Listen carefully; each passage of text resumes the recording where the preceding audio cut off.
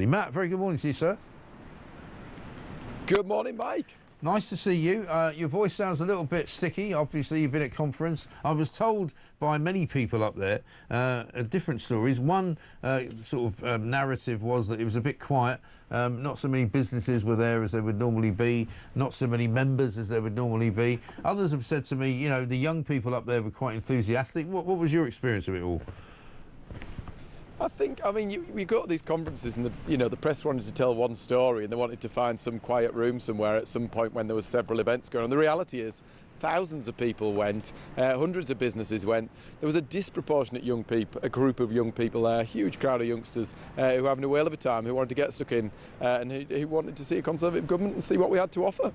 Yeah, and what have you got to offer? Well, I think it's been a hell of a week for the Conservative Party. You know what? We got that grubbing last year at the general election. Times have been tough. And what did Kemi say? She said she was going to go away, listen to what's been said, do the detail, and come back with a plan. And that's exactly what she's done.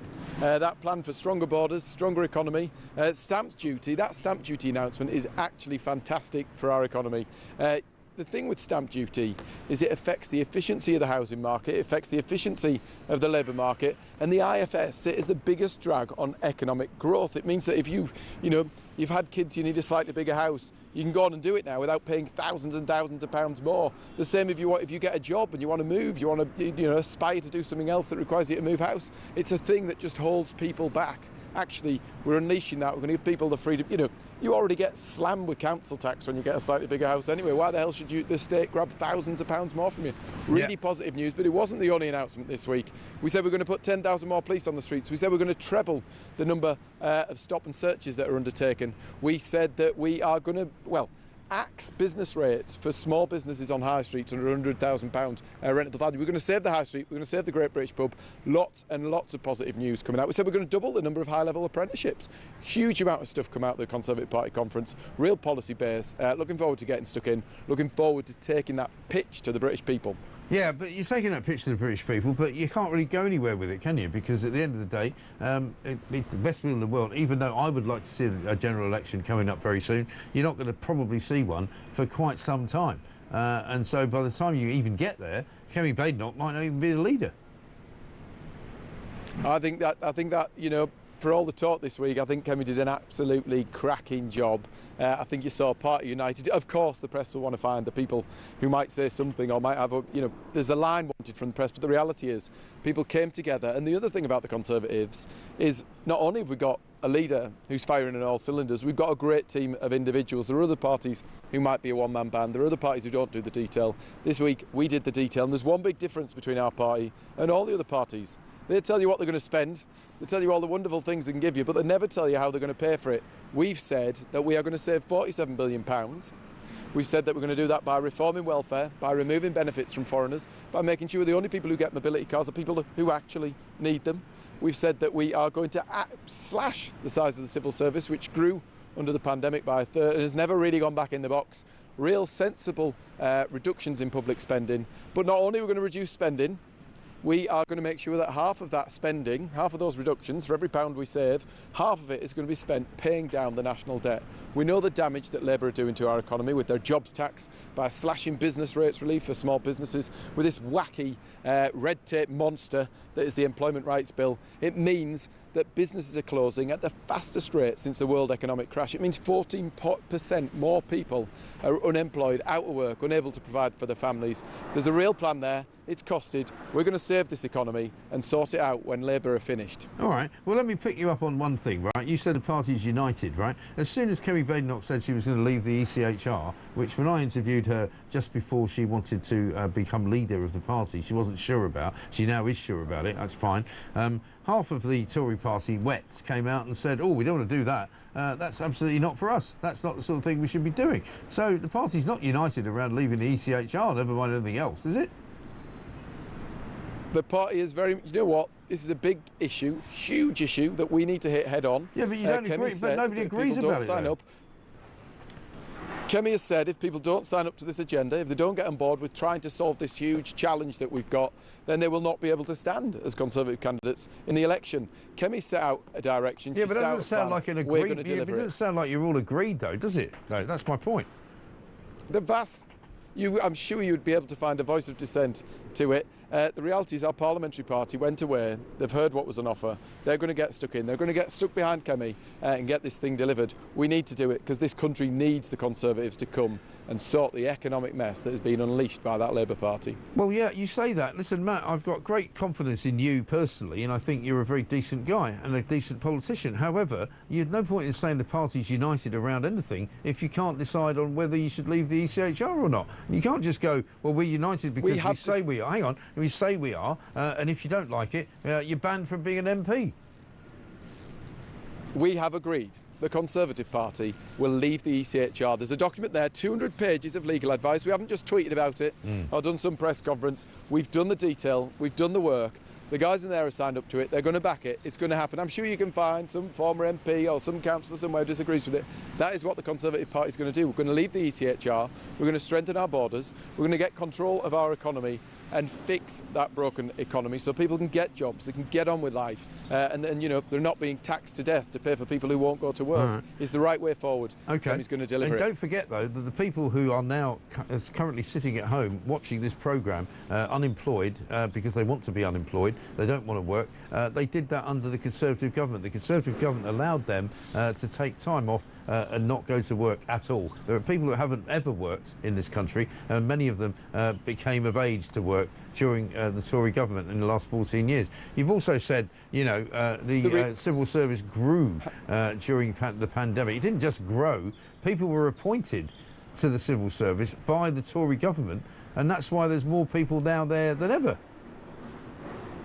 However bad unemployment was, it's significantly worse since Labour came to power. The number of people signing on in sickness and incapacity benefit is 3,000 a day. It's gone up by 50%. These lot have only been in office, what, 18 months? It's absolutely ridiculous. It's off the charts. It's 10 times worse than it was. It's getting significantly worse. And the reality is, when the civil service grew, it was largely as a result of the pandemic. The pandemic created all sorts of bizarre work. It grew by a third. It's now time to take that third back off. They're not a third more efficient. It doesn't have the challenges of the pandemic. It's the right thing to do. Kemi wasn't the leader. I wasn't a minister. This is our plan. This is what we're going to deliver. OK. What's your view of net zero?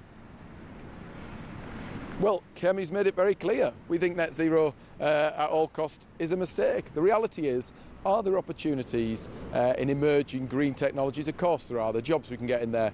Of course we should seek to be cleaner and greener when we can. But you can't do that at the cost of people who are struggling to make ends meet. But will you do away with any? But will you do away with any net zero targets then? We've said the climate change bill should be repealed. We've said that the legislation that was put in place is a mistake. This ridiculous eco-zealotry of Ed Miliband, who is completely obsessed with nutty green stuff. Well, so was Boris Johnson. But hang on, so was Boris Johnson. The reason that there were net zero targets put in place was because Boris Johnson put them in place. Kemi has said that we'll repeal that climate change bill. So are you saying that you would? Sensibly. Are you saying then that you will repeal the idea that petrol and diesel cars will have to be done away with by 2030? Are you doing away with that? We are repealing elements of the climate change, well, the climate change bill in its entirety. We need to go back to the drawing board on this, because the reality is, and it's not black and white, you can't just say, actually, everything should be green at all costs, or that we should not care about doing the green stuff. Why not? You need to do it, but you need to do it in a way that's affordable for people at home. You need to actually what's the take up the opportunity. All right, so what's Tory policy on petrol and diesel cars then now? Well, we'd already wired that back under Rishi, hadn't we? Because wasn't it 2030? We said 2035. You need to be able to get the infrastructure. All right. So what's the policy now? Well, what's the policy now? Is it 2030? Is it 2040? What is it?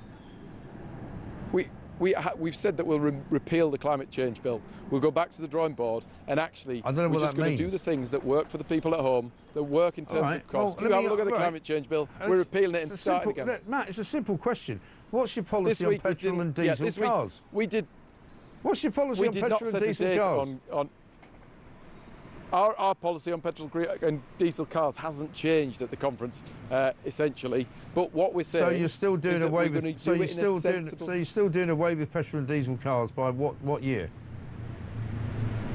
No, we haven't said that at this conference. We said we'll repeal the climate change bill. Of course we want to see people using electric. Of course we want to see people who are more Can you not just tell me efficient, what if I've got a petrol car? white.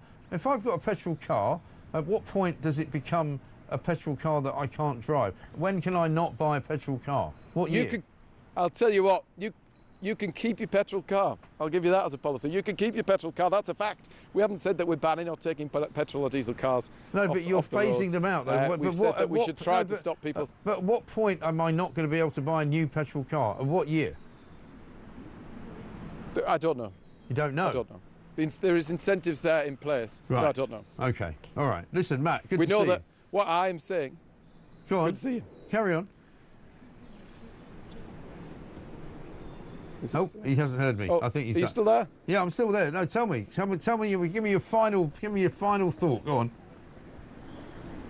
My final thoughts on green cars. Yeah. My final thoughts on green cars are that we should obviously encourage people to use the electric stuff, but it comes with its challenges. It comes with its challenges in terms of how far you can get and all those other things. The reality is that we need to do things in a sensible way. We need to let the private sector do some of the heavy lifting. If they think there are green, super duper cars that people should be driving that reduce emissions, that's a really good thing. But the reality is we can't do things that cost people shed loads of money. Yeah. People at home need to be able to make informed choices about when they want that electric car, when it's worth doing it for them, not about enforcing these things on people. Encourage positive technology, encourage people to be greener and cleaner, but do not batter people with extra costs. Okay then.